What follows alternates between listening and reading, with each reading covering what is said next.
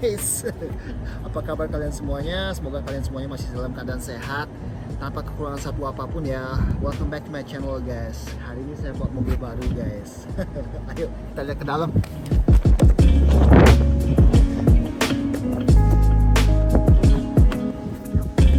So, seperti yang saya bilang, ini adalah mobil baru saya guys. Akan tetapi hanya untuk hari ini guys.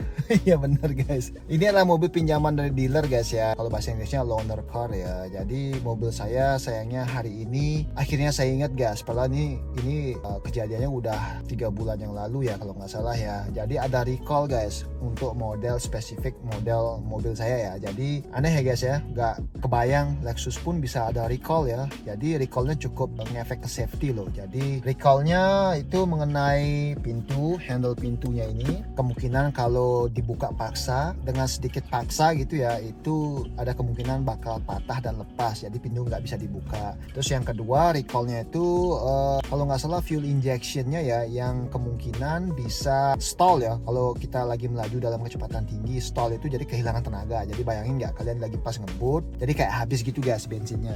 So jadi akhirnya minggu lalu saya setup appointment atau janji ya. Recallnya free guys, jadi nggak ada kena biaya sama sekali ya. Jelas aja orang bukan salah saya ya kan. So sebagai ganti hari ini saya dikasih minjem mobil ini guys. Nah berhubung ini pertama kali udah pernah bawa sih sebelumnya, cuma test drive aja waktu sebelum saya ngambil mobil saya yang sekarang ini ya. Jadi saya test drive mobil ini dulu. Tapi berhubung ini generasi tahun 2021 ya, yaitu Lexus NX 2021 ya. Ini yang bukan F Sportnya tapi udah fully loaded guys. Dan harganya pun ini udah mendekati 50.000 US guys. Ngomongin harga 50.000 dolar US itu duit nggak sedikit guys ya. Nah guys, ini mobilnya dilengkapi dengan turbo ya. Jadi mesinnya ini adalah 4 silinder 2.0 liter turbo ya, yang memproduksi kira-kira kalau nggak salah 235 tenaga kuda ya, pada RPM 4.800 ya, 4.800 RPM ya. Ntar saya cantumin lagi di layar ya. Dan mobil ini hanya bisa menggunakan bensin premium guys. Jadi premium kalau di Indonesia itu Pertamax ya. Jadi bensin yang paling mahal guys, nggak boleh pakai bensin biasa. Kalau mobil saya bisa guys, tapi kalau mobil yang ini ya berhubung mesin turbo ya, mesin turbo supaya lebih awet harus memakai bensin premium guys. Dan so far enak sih dibawa, responsif dan tipikal mesin 4 silinder ya, agak berisik ya walaupun kabinnya udah cukup senyap guys kalau menurut saya guys. Tapi bisa lebih baik lagi, tapi ya untuk mobil kelas 4 silinder ini kabinnya udah cukup kedap suara guys. Dan interiornya pun menurut saya oke ya untuk kelas mobil 2021 ya. Ya semua juga tahu ya Lexus kalau interior itu pasti premium ya. Tapi sekarang udah banyak saingan guys Lexus, yaitu Hyundai sama Kia ya. Mobil-mobil mereka pun yang generasi baru saat ini itu udah luar biasa guys. Dari segi feature, desain, dan garansinya guys, itu berani menyamai garansi Lexus ya. Jadi mesinnya itu dijamin sampai 100.000 mile guys. Jadi Lexus saja cuma berani ngasih 70.000 ya. Dan mobil ini kalau nggak salah ini cuma dikasih 50.000 miles ya kalau nggak salah ya. Ntar saya cantumin lagi di layar ya guys ya. Nah seperti kata saya tadi, berhubung ini mobilnya tahun 2021, kenapa nggak sekalian aja saya review guys ya. Review tipis-tipis ya istilahnya ya. Review ringan ya. Jadi biar kalian bisa ngeliat aja kalau mungkin dari kalian ada yang sangat beruntung, punya rezeki yang sangat berlimpah, yang ingin membeli mobil ini guys ya. Mungkin ya kalian yang berada di Jakarta atau Bali ya. Kalau saya terus terang, saya nggak mungkin guys bisa mampu beli mobil seperti ini di Indonesia. Tapi buat kalian yang banyak rezeki, good for you guys. Oke, mudah-mudahan dengan video ini kalian bisa melihat gimana sih mobil ini sebenarnya dalam dan luarnya ya, dan performanya juga ya. Sedikit nanti kita tes ya. Oke guys, tapi kalau menurut saya dalam kabinnya cukup luas guys. Jadi ini joknya kalau yang premium ya, ini udah top of the line-nya ya, tapi bukan yang F Sport. Kalau bedanya sama F Sport itu biasanya tampilan luarnya aja sih guys, sama dalamnya ya beda-beda tipis lah, lebih sporty gitu guys.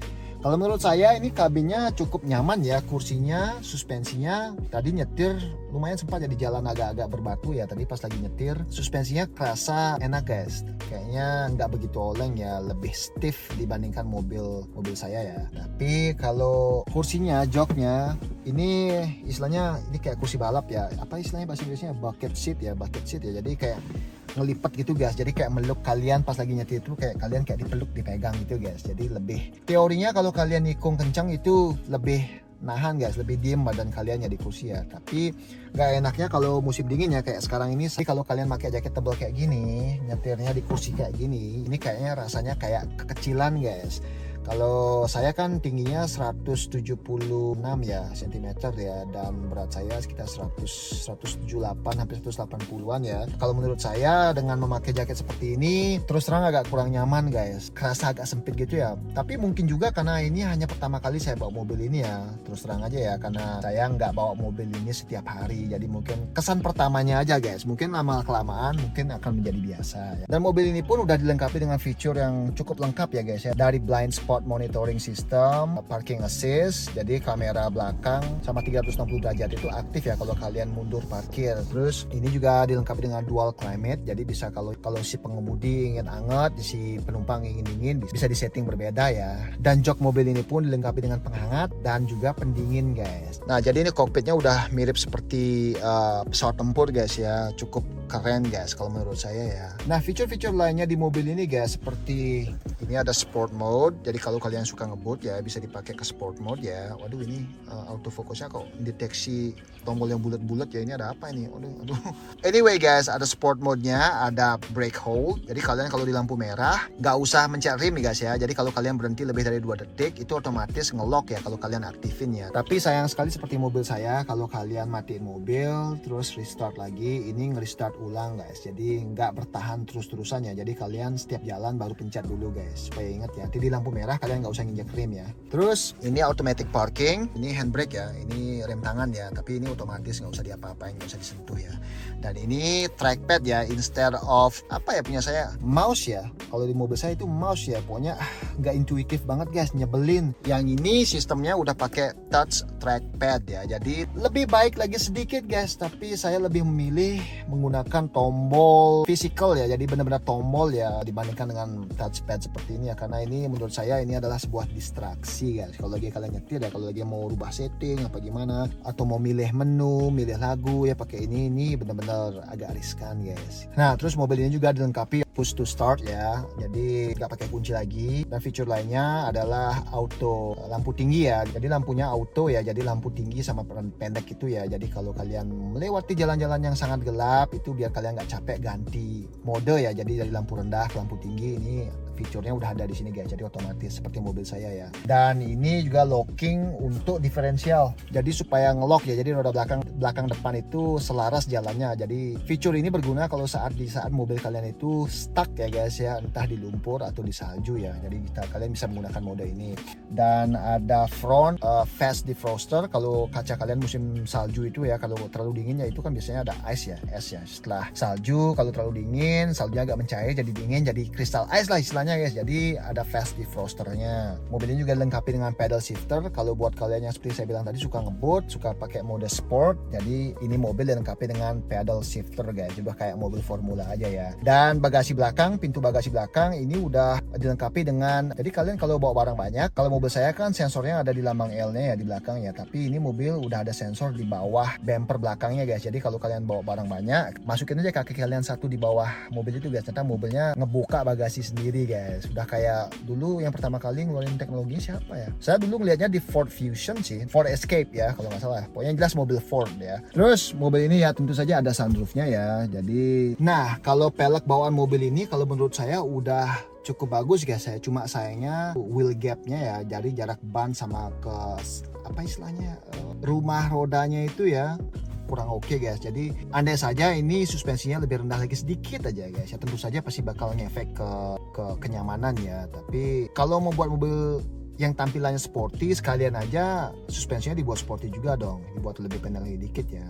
Dan saya rasa kalau dipendekin lagi 1-2 inci juga nggak masalah guys, nggak bakal mempengaruhi performa mobil ini terlalu jauh ya kalau lagi nikung atau perjalanan jauh ya. Jadi pasar mobil ini segmennya audiensnya itu untuk istilahnya kayak ya, maksudnya untuk kaula muda guys, jadi entah eksekutif muda atau entrepreneur muda, jadinya pokoknya anak muda guys gitu guys ya. Nggak, ya bukan berarti orang tua nggak bisa mau mobil ini guys ya. Nah, fitur-fitur lainnya seperti lane departure warning sama auto braking atau apa istilahnya ya, automatic collision detection system ya. Pokoknya kalau kalian mau nabrak, kalian nggak ngelihat mobil di depan kalian, itu mobil ini bisa ngerem sendiri guys. Dan juga kalau kalian lagi parkir, kalian nggak lihat ada objek di belakang, kalau udah terlalu dekat mobil ini juga ngerem sendiri guys. Oh iya guys, kalau dibandingkan dengan mobil saya, ini Lexus safety systemnya udah di-upgrade ya. Yang sekarang versinya 2.0.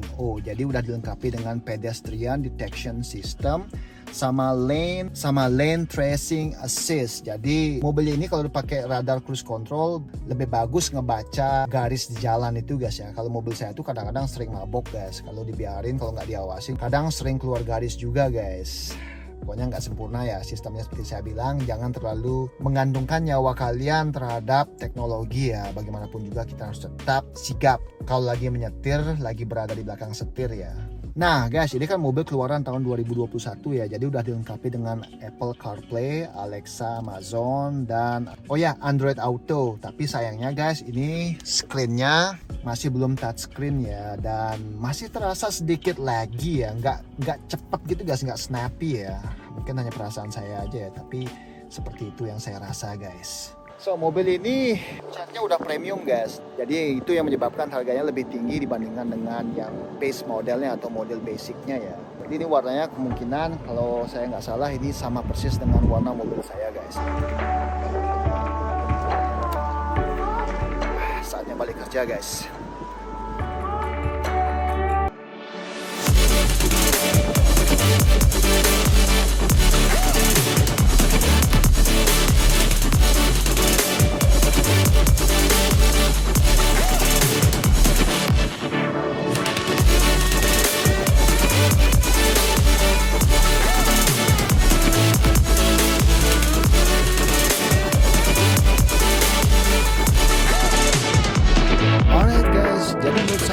Kalau kamu budgetnya di kisaran harga mobil ini, saran saya coba dicek dulu ya beberapa mobil sekelas yang harganya juga di kisaran mobil ini, seperti Acura RDX, Infiniti QX50, BMW X3, atau bahkan Mercedes-Benz GLC Class ya. Kalau saya sih, saya lebih memilih Acura RDX ya, dikarenakan tampilan eksteriornya dan interiornya yang lebih sesuai dengan selera saya guys. Akan tetapi, kalau hati kamu udah jatuh cinta pada produk Lexus, mungkin karena spare parts yang lebih terjangkau dan juga perawatan yang cukup murah dan mudah, saya yakin mobil ini tidak akan mengecewakan kamu guys. Di samping itu, keawetan Lexus NX 300 udah terjamin dan terbukti oleh data-data yang kalian bisa research sendiri ya. Sampai ketemu lagi di video berikutnya guys, salam damai selalu.